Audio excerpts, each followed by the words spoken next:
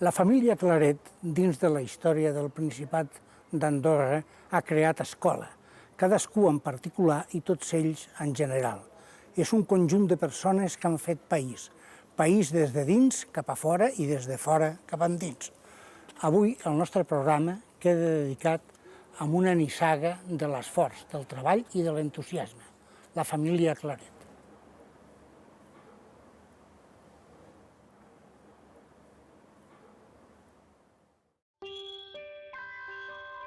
La família Claret ha estat apassionada en la feina de treballar per les coses ben fetes, per molt que aquestes siguin dures i difícils d'executar.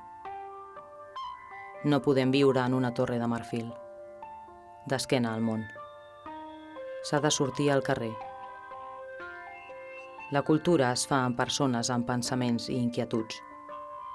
La cultura suma i fa que la projecció sigui més senzilla del que sembla. El cor de tota població és sempre la plaça.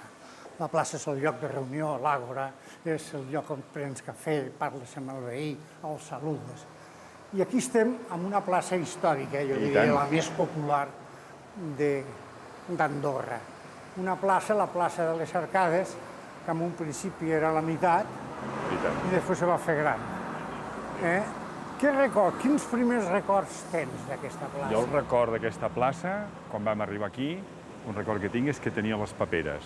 Perquè quan vam fer el trasllat, nosaltres vam néixer a casa als Orona, ara allà on hi ha els magatzems Pirenès, i ens vam traslladar aquí, i jo me'n recordo que tenia les paperes, i recordo que aquí a aquesta plaça hi havia la casa La Règola, hi havia aquesta casa, aquí sota hi havia una vaqueria, hi havia unes vaques, anàvem a buscar la llet a Cal Solà, allà al darrere, o sigui, són records de quan tot això s'estava fent aquí. També recordo quan es va fer aquí la claveguera, que jugàvem per dins, evidentment era superperillós, jugàvem per dins de la claveguera, quan es feia la Casa del Patrimoni, l'hotel, que era l'hotel Les Arcades, en aquell moment, en fi, com tu dius, una plaça de la família, vaja. Bueno, la família, evidentment, eren sobretot els pares, i en aquest cas concret el pare, no?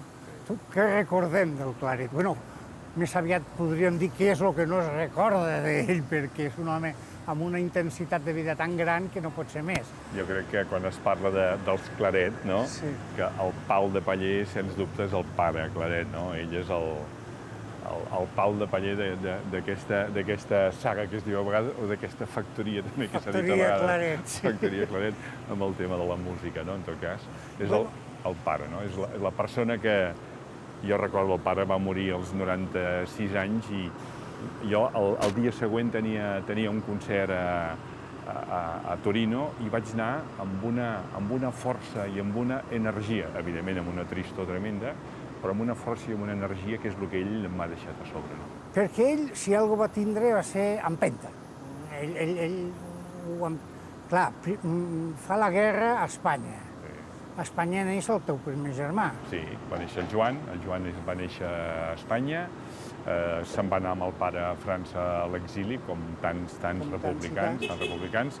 Allà es van conèixer amb la mare, perquè el pare ja estava separat, es van conèixer amb la mare, es van enamorar, la meva mare era una dona guapíssima, jove, el meu pare un home encantador i charmant, no? Charmant, allà va passar el que havia de passar.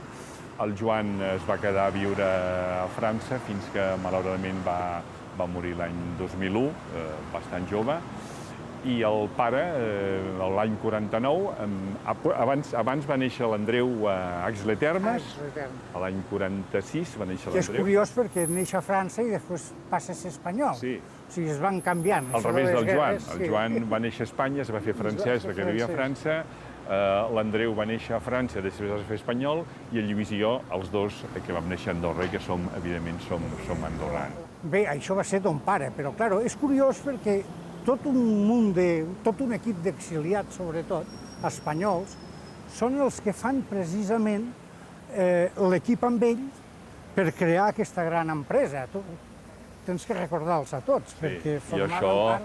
Recordo que a casa era també com una àgora de gent que venia a casa i que... Jo crec que per això, per Andorra, aquesta circumstància marca el futur del país. Ara, independentment de que el meu pare pogués ajudar diguem, a lo que és el progrés d'Andorra, que jo crec que això és indiscutible, però hi va haver tot un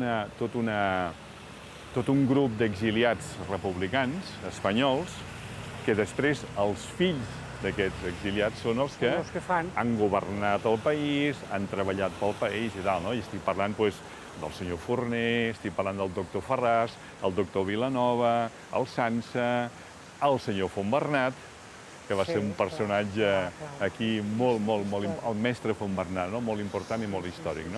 Jo crec que aquesta gent van donar un caliu intel·lectual que feia molta falta, perquè estem parlant... I que van marcar el futur d'Andorra. Estem parlant d'un país eminentment agrari en aquell moment, eminentment agrari. I marquen un futur, però també demostren que la integració és possible, cosa que ara sembla com més difícil. Bueno, jo crec que en aquell moment Andorra va demostrar que era un país d'acollida, no? Un país d'acollida perquè van haver molts exiliats i molta gent no que va venir directament d'Espanya, sinó com el meu pare, que estaven a França i que amb la intenció d'acostar-se a lo que era la seva pàtria, tots esperaven que els aliats farien fora el Franco i no va ser així, no? I que llavors van venir a Andorra com si fos un apèndix de la seva terra, no? Pel català i per l'idioma, no? I jo crec que Andorra aquí va demostrar ser un país d'acollida i que aquesta gent es va integrar. Evidentment, estem parlant de gent que tenia la mateixa llengua, la mateixa cultura. I hasta els mateixos ideals. Sí, exacte. Això jo crec que, bueno, ara és més complicat, però no només a Andorra, és més complicat a tot arreu, la globalització. Ara tenim que parlar dels besons, el qual vol dir del Lluís i del Gerard. I sobretot tenim que parlar del Pau Casals, claro. Com és això? Explica'm-ho. Això també és un record molt fort d'infància, no? El peregrinatge que fèiem cada any per anar al Festival de Prades, quan el mestre Casals, que vivia a Puerto Rico, venia a passar els estius a Prades i va muntar el festival. El Festival de Prades va començar l'any 50. Nosaltres vam néixer el 51, però de seguida que nosaltres vam començar a fer música fèiem aquesta peregrinació. I aquí l'anècdota divertida, que jo aquesta anècdota la vaig conèixer quan ja tenia 40 anys. Quan nosaltres vam néixer, quan el Lluís i jo vam néixer, el pare va anar a una ferreteria. I allà el van felicitar. Oi, Claret, heu tingut uns bessons. I ell va dir, sí, i seran músics. Que el pare havia conegut el Casals a l'exili i ell la personalitat del Casals el va captivar i van ser molt amics. Ell li organitzava els concerts que el Casals feia pels exiliats per recollir diners, per ajudar la gent. Hi va haver una amistat molt profunda amb el pare i el Casals, tan profunda que quan van morir els pares, i això ni nosaltres mateixos ho sabíem, el meu fill Jordi va descobrir a casa, si no són 50, són 60 cartes, del Casals al meu pare, durant uns anys. Durant més de 10 anys es van escriure. Aquestes cartes eren cartes que havia guardat el meu pare del Casals. Després, el meu fill Jordi va fer el seu treball de fi de carrera de música, va anar a l'arxiu de la Fundació Pau Casals i va trobar les cartes que el Casals havia guardat del meu pare, que corresponien a aquestes cartes que ell havia trobat. Llavors s'ha fet, la meva cunyada, l'Anna Mora, la dona del Lluís, ha fet un llibre d'aquesta correspondència. I aquesta correspondència demostra la gran amistat i com va marcar aquesta amistat el nostre futur.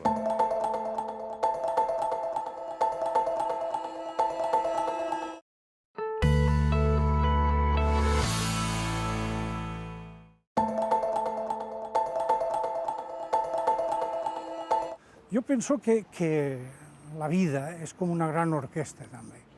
I la música de la vida és una sinfonia que mai s'acaba i que sempre té elements que la configuren o la distorsionen, no se sap mai. I a més jo sempre dic, has de ballar la música que et toquen. Que et toquen.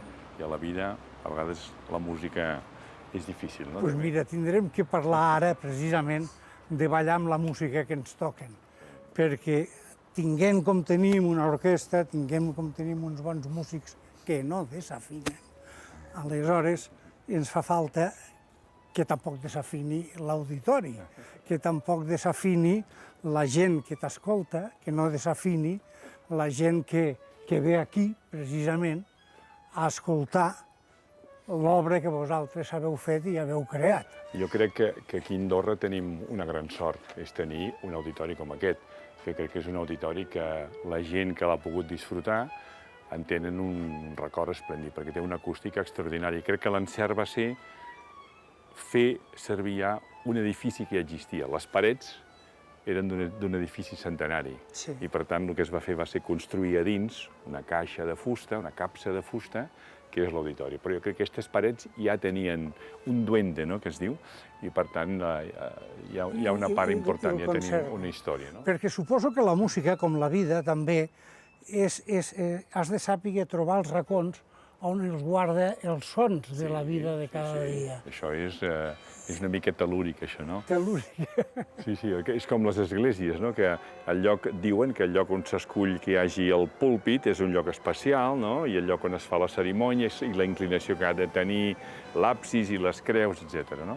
Jo amb això el que sí he de dir és que em considero una persona amb sort, una sort que me l'he buscat, perquè la loteria només et toca si en compres. Hi ha gent que diuen, a mi no em toca mai loteria, però no em compren, no? Això és el que deia el Picasso, que deia que la inspiració te coja trabajant. Sí, exacte. Te l'has buscat perquè te va agafar treballant. Sí, i deia una persona amb sort perquè jo crec que he pogut i puc fer el que a mi m'agrada, disfrutant del que a mi m'agrada, però en el meu país, a més. I això és una doble sort. Poder fer el que t'agrada, però al mateix temps poder-ho fer dins del teu país. O sigui, l'orquestra d'Andorra, que durant molt temps va ser el meu projecte, és allò que s'acompleix el somni, però a més poder-ho fer en el teu país. En aquest sentit jo em considero una persona amb sort i m'he de considerar una persona agraïda al país. En aquest sentit no puc deixar d'estar agraït al govern d'Andorra que ha donat el suport i també, ho he de dir, a la Fundació Cadet Andorrà, que ha donat el suport a l'orquestra des dels inicis, que ha donat suport en el festival IEPES que es fa aquí des de fa 30 anys, no? Per tant, jo crec que això s'ha de dir, és una realitat. I després treballar i viure envoltat de la història per un costat, del present per un altre i del futur que es fabrica per un altre. Però futur, veiem, has fet empreses, però resta molt per fer. La sinfonia no està acabada. Hi ha directors que fins ara l'han dirigit i no s'ha desafinat. Però poder l'activitat d'ara comença a desafinar una mica. Estic parlant de l'ambient cultural, no de l'orquestra, sinó de la vida cultural i de la manifestació cultural. Bueno, jo crec que Andorra ens podem considerar, des d'aquest punt de vista, ens podem considerar també un país amb sort, perquè crec que, vist les dimensions del país, el que tenim no està malament. Evidentment, ara estem parlant de moments molt difícils a tot arreu, i a tot arreu el primer que pateix són les estructures culturals i els esdeveniments culturals que depenen de subvencions i depenen d'ajudes públiques, perquè la cultura no es pot autofinançar. I això és el primer que pateix, però no només aquí, a tot arreu.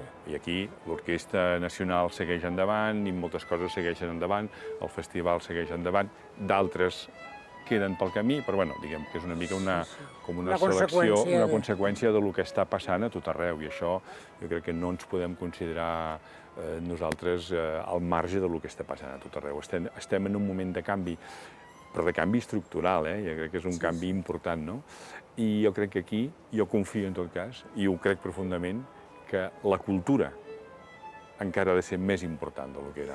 Perquè si no ens queda la cultura, què queda? Sempre i quan se sàpiga quina cultura volem, quin projecte cultural volem tirar endavant, qui dirigeix aquest projecte cultural que ha de procurar que no es desafini, perquè si no pot acabar això amb un orgue de gats. Aquí és on jo crec, i ho dic sincerament, que els polítics, perquè no necessàriament tothom ha d'entendre de cultura, els polítics s'haurien de deixar assessorar per la gent, pels especialistes, de la mateixa manera que s'han d'assessorar quan han de fer un túnel o una carretera per temes culturals. Jo crec que els polítics s'han de deixar assessorar per persones que coneguin el camp de la cultura. Ara és el moment de parlar, jo diria, d'una de les empreses més prestigioses i prestigiades que ha tingut aquest país, que és l'ONCA, perquè és la gran ambaixadora dins del país, però sobretot la gran ambaixadora fora del país. L'ONCA és la gran il·lusió del Gerard Claret, jo diria de tots els Claret, jo diria que és, com diuen els castissos, jugar al pòquer i ganar, no? O sigui, però suposo que tot té un principi i els principis no sempre són fàcils. No. Els podries explicar?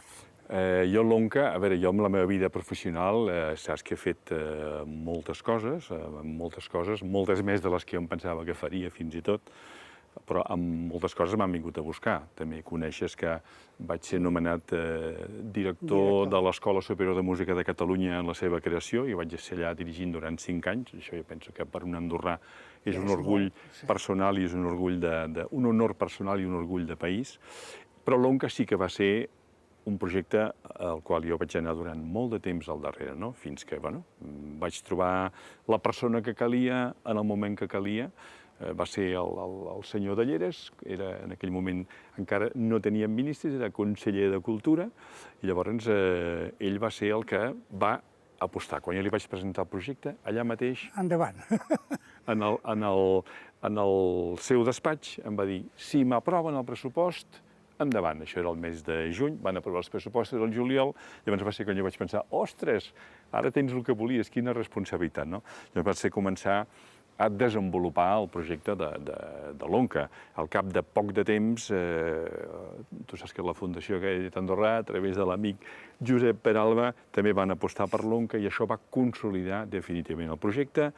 Després va venir, evidentment, la creació de la Fundació ONCA, etc. Saps que han passat molts ministres i diferents governs i tots han recolzat l'ONCA i d'això jo me'n sento superagraït. El començament va ser com molt casolà. Tu saps, tu vas tenir la sort de conèixer la Mercè. Conèixer la Mercè, que va ser, jo diria, l'ànima, la inspiració. Sí. Bueno, jo recordo la Mercè com una...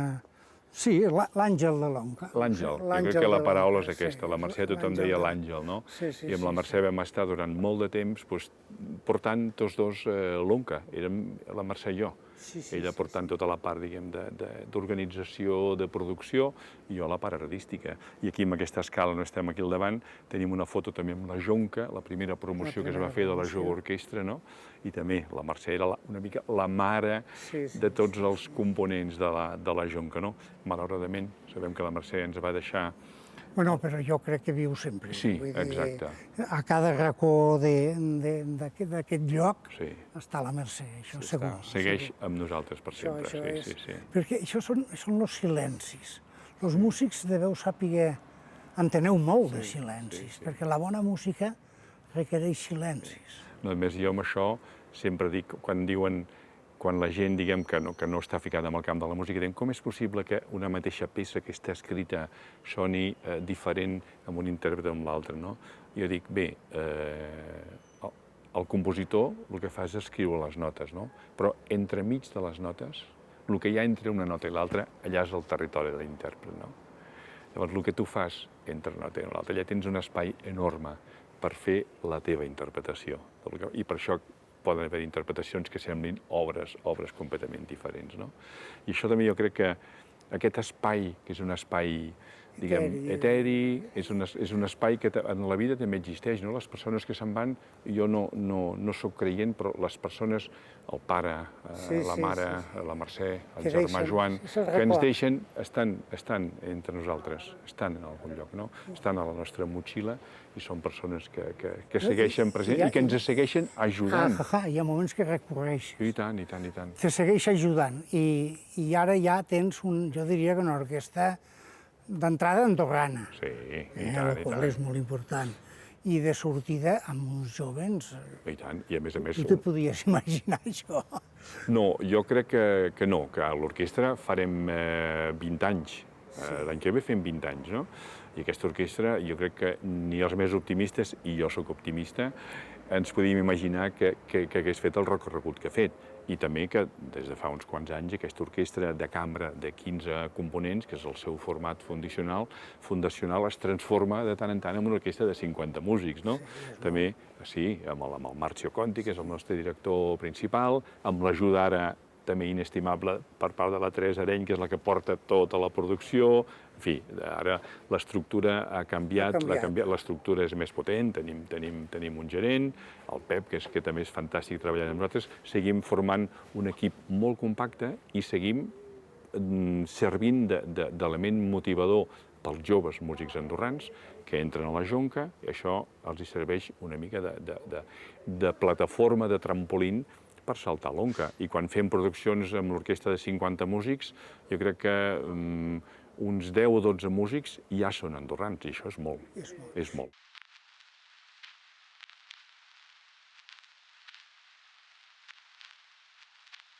Bueno, quan Gerard Claret pensa una idea, vol dir que no la té materialitzada, però quasi. Veiem, els pensaments més materialitzats i els que estàs materialitzant ara, quins són? Els meus fills sempre diuen que jo tinc 2 o 3 cervells, no? Perquè sóc hiperactiu. I vas canviant. I a vegades això, amb ells, reconec que els estressa, no?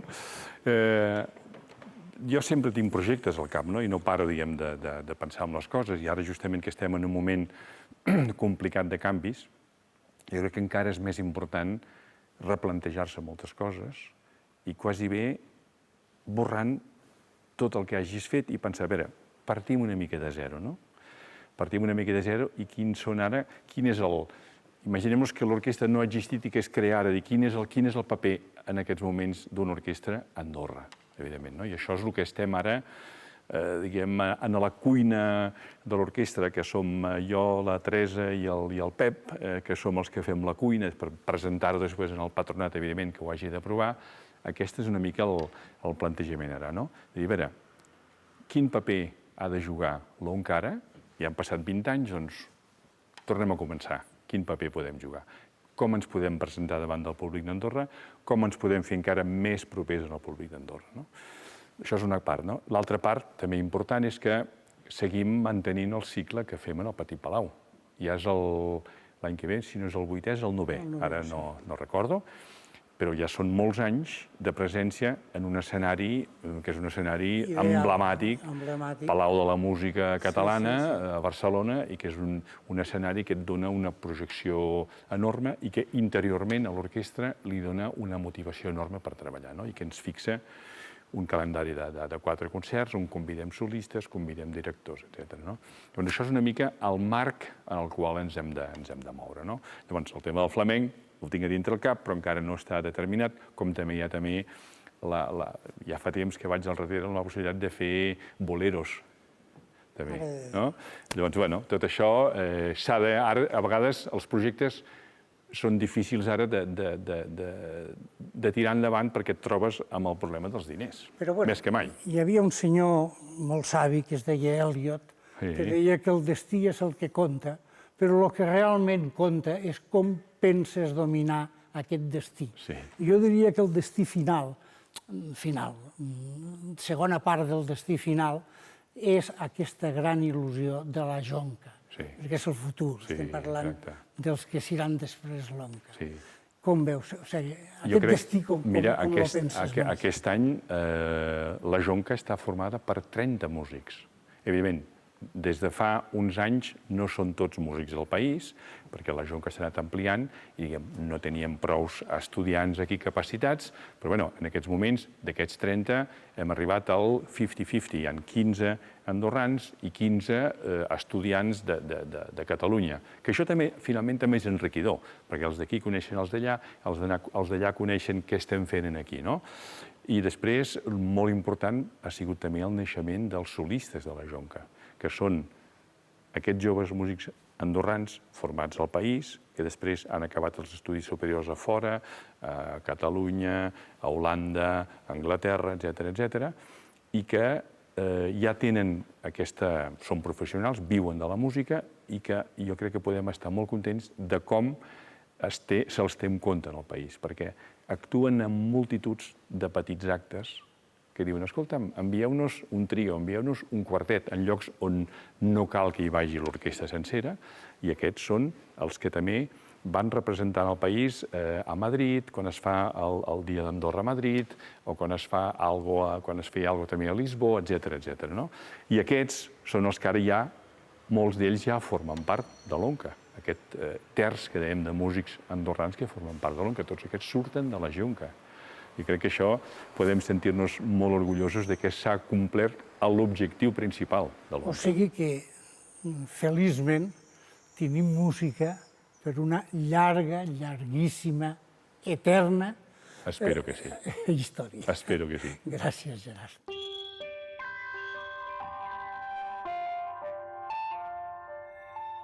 La paraula, el pensament,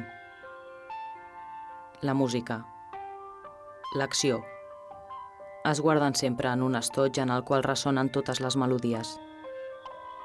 I quan s'obre torna a ser llum en la realitat.